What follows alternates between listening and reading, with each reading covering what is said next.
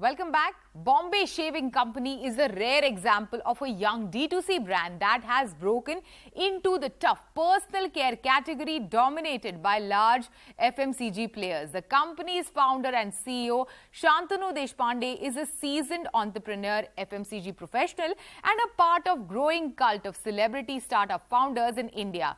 In a candid conversation with Dilshad Irani, Shantanu highlights the brand's performance, category, and offline expansion plans and how the homegrown brand is disrupting everything from how India grooms to how brands are built in a digital world. Hello and welcome to Storyboard 18, Shantanu. It's great to have you on the show. My pleasure, Dilshad. My pleasure. So let me just kick off with asking you, how was 2022, the financial year for the Bombay Shaving Company? We have grown 75%. Our profitability is up by 20%. Our team has expanded. Our channels have gone up significantly. Strategically, we are now reaching consumers through, for example, in offline, we have now penetrated into DMart and Reliance in a large way. We have penetrated into army canteens in a large way. These are kind of more, high gestation, but very, very effective channels. Even instant grocery, the category itself took off a lot. So we are very, very ripe for that kind of stuff. So across online, offline, we did well. Hair removal and hygiene and personal care are the categories we operate in. For men and women, they've done well. So overall, very, very good. We are closing the year at roughly 190 crores in net revenue and a run rate of almost 260 crores in net revenue. So you've pretty much established yourself as a really sort of aggressive, young, homegrown brand, especially in the men's grooming space. And you then launched Bombay, of course, for women.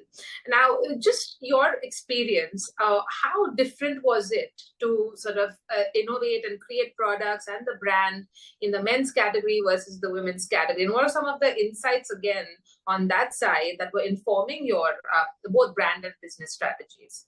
I think 3-4 things, right? Number one, men are hard to engage, easy to please. Okay, so it's very hard to get attention. It's very hard to change the way they do a certain thing. If they've gotten loyal to a brand, they don't want to switch it. They don't think about it much. They don't talk about it much. But once you enter the bathroom and you give them a great experience, they will be loyal. And then they will stick to you. So it's a matter of time. But women, on the other hand, are easy to engage, hard to please. So you'll easily get attention. Women will talk about it a lot more. They're a lot more social about their personal care products or beauty products.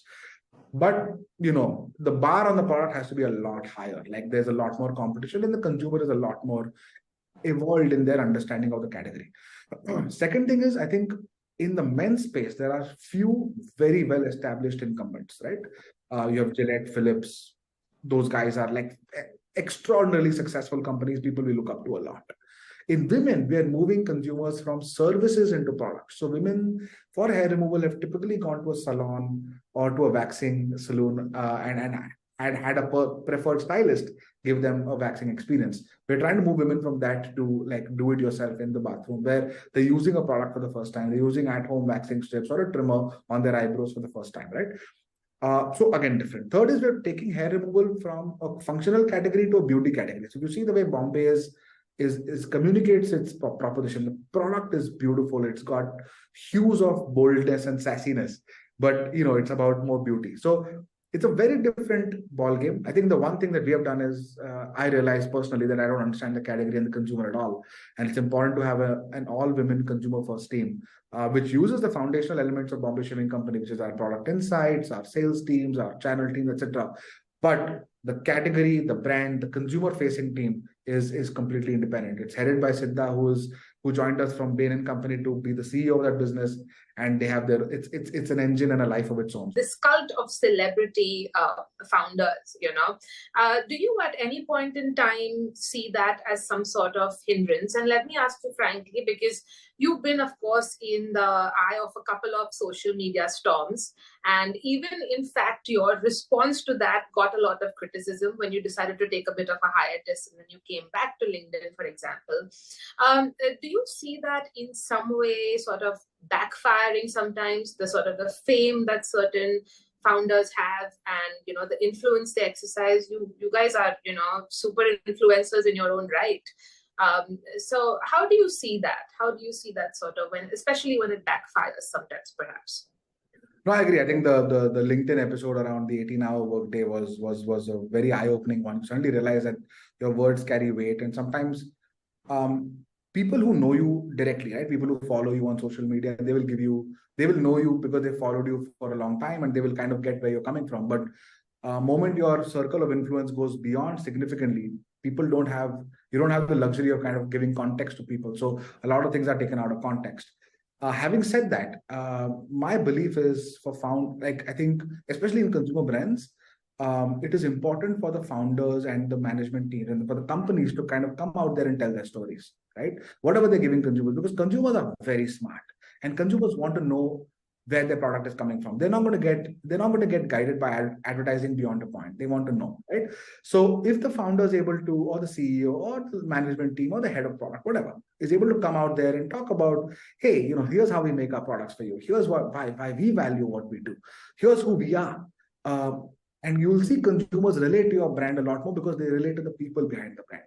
So that, I think, is important for consumer brand founders to do. And I invest in a lot of them, and I think Indian middle class value system kind of tells you to kind of work behind the curtains and don't look for attention. It's frowned upon.